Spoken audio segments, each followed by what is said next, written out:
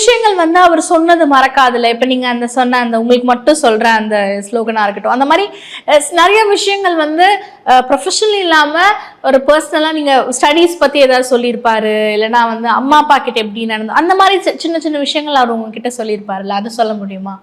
Who வந்து அப்பா அம்மா கிட்ட வந்து எப்பவுமே நீங்க வந்து பேரண்ட்ஸா பார்க்காதீங்க, உங்களோட கடவுளா பாருங்க அப்படின்னு தான் சொல்லுவாங்க. மாதா பிதா குரு தெய்வம் இந்த நாலுமே அப்பா அம்மா தான் சொல்லுவாங்க.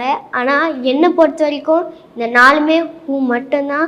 ஹூ தான் எனக்கு எல்லாமே, எல்லாமே ஹூ தான். மாஸ்டர் கிட்ட படிச்ச எத்தனையோ பேர் இருந்தாலுமே நீங்க வந்து அந்த கோல் அச்சீவ் பண்ணியிருக்கீங்க, ஒரு முன்னுதாரணமா இருக்கீங்க. உங்களை மாதிரி நிறைய குட்டி பசங்களுக்குமே அது ஏன் நினைக்கிறீங்க?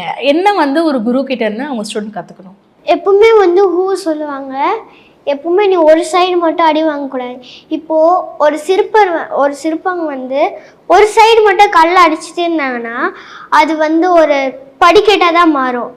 ஆனால் இதுவே ஒரு சிற்பத்தை செஞ்சாங்கன்னா சுத்தீரி அடி வாங்கினாங்க தான் அது ஒரு அழகாகவே வரும். ஸோ அதனால் என்கிட்ட அடிக்கடிக்கு சொல்லுவாங்க, நீ ஒரு சைடு மட்டும் அடி வாங்கினா பத்தாது, சுத்தீரி நீ அடி வாங்கணும்னு சொல்லுவாங்க.